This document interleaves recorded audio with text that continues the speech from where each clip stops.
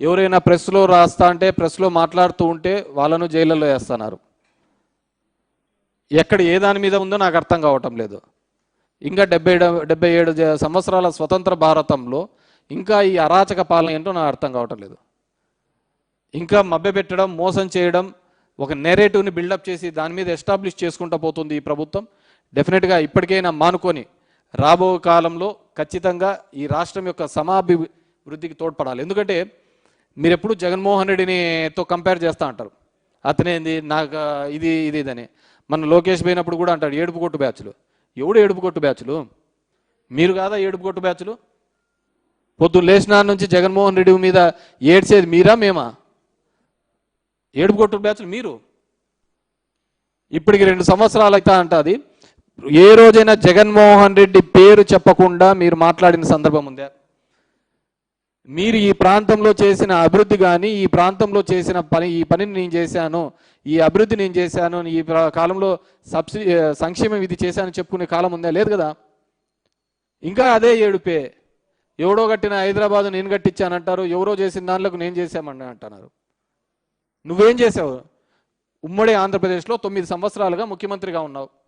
ఉమ్మడి ఆంధ్రప్రదేశ్ అంటే ఈ ప్రాంతం కూడా వస్తుంది కదా. కేవలం హైదరాబాదే కాదు కదా వచ్చేది, ఈ ప్రాంతం కూడా వస్తుంది. మరి ఈ ప్రాంతంలో ఉమ్మడి 9 సంవత్సరాలు నువ్వేం చేసావు?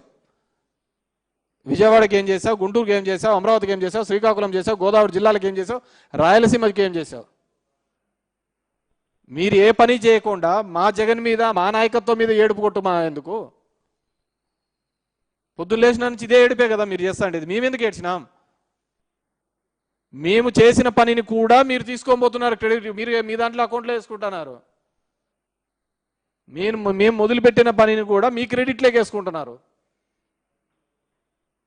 ఏది ప్రతి ఒక్కటి కొత్తగా మీరు తీసుకొని వచ్చిన సంస్కరణలు అంటూ ఏమీ లేవు.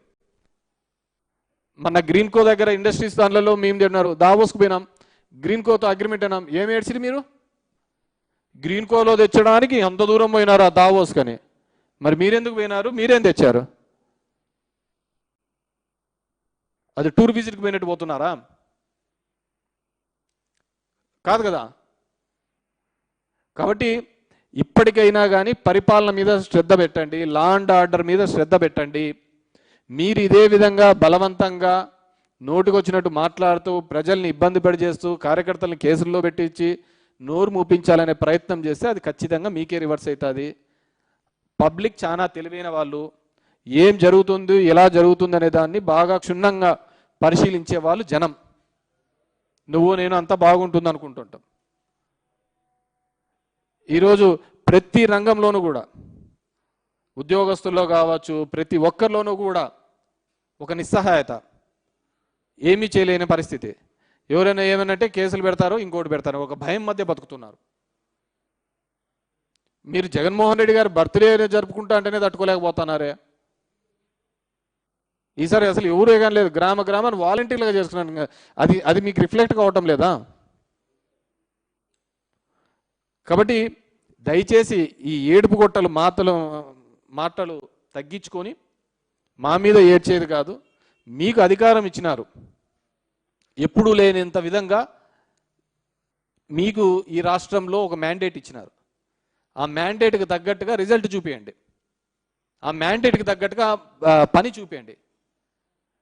చాలా దానిలలో మేము చేసుకున్న పెద్ద అత్యంత తప్పు, మేము చేసిన పనిని మేము చెప్పుకోలేదు. మీలాగా అబద్ధం ఆడలేకపోయినాం. మా దరిద్రానికి ఏంటంటే అప్పుడు కోవిడ్ కూడా వచ్చింది, అక్కడికి పోయి శంకుస్థాపన కూడా చేయలేని పరిస్థితులలో ఎందుకంటే జనాలందరూ కలవలేక ఇక్కడ నుంచి మనం అన్నీ ఆపరేట్ చేసినాం. చాలామందికి తెలియదు. చాలామంది నా నియోజకవర్గంలో ఒక జిల్లేడు బండ అనే ఒక ప్రాజెక్టు 700 కోట్లతో అక్కడ పనులు జరుగుతాయని చాలామందికి తెలియదు. ఎందుకంటే అప్పుడు కోవిడ్ టైంలో జరిగిపోయినాయి. ఇరిగేషన్ ప్రాజెక్టుగా ఈరోజు రాయలసీమ లిఫ్ట్ అనే ప్రాజెక్టు ఎంతమందికి తెలుసండి?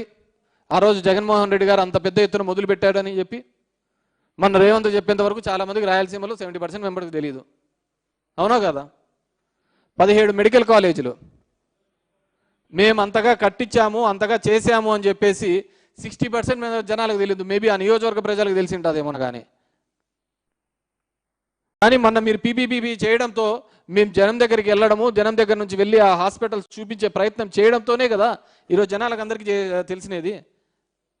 నిజంగా మేము మా తప్పది,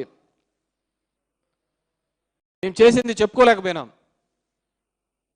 మా జగన్మోహన్ రెడ్డికి ఎప్పుడే కానీ లేదు వేరే వాళ్ళ దాని మీద ఇతని పేరు రాసుకోవాలని చెప్పి. నిన్న జరిగిన భూ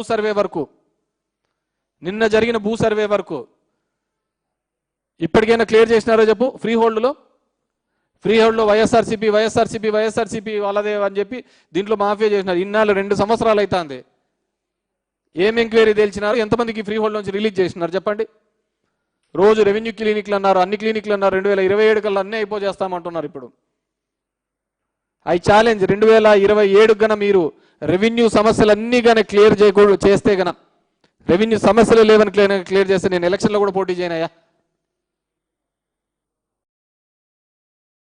మీ నోటికి వస్తే అబద్ధాలు. ఇదేవిధంగా మొన్న కూడా కల్తీ లిక్కర్ దొరికినప్పుడు బెల్ట్ షాప్లే లేకుండా చేస్తామని చెప్పినాడు. ఏం తగ్గినాయా?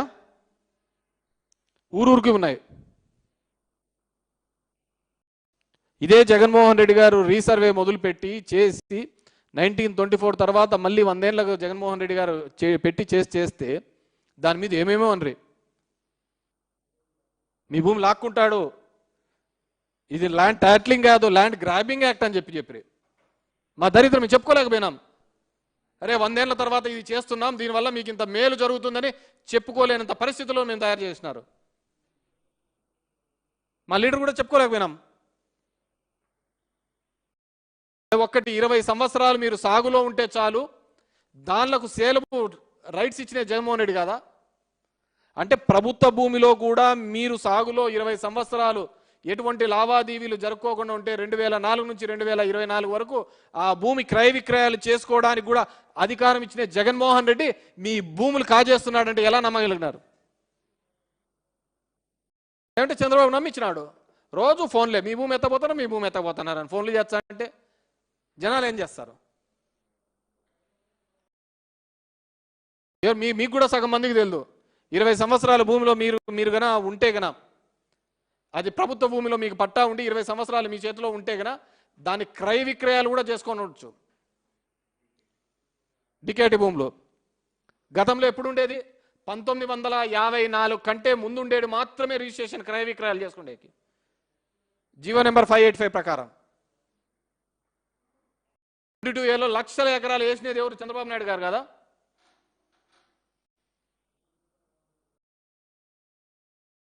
చంద్రబాబే కదా.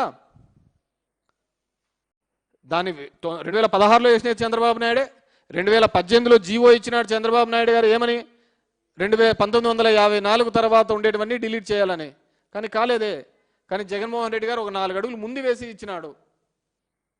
20 అడుగులు సాగులు ఉంటే మేము ఇచ్చిన 31 లక్షల పట్టాలకయ్యా 10 సంవత్సరాల తర్వాత అమ్ముకోవచ్చు అని చెప్పించినారు.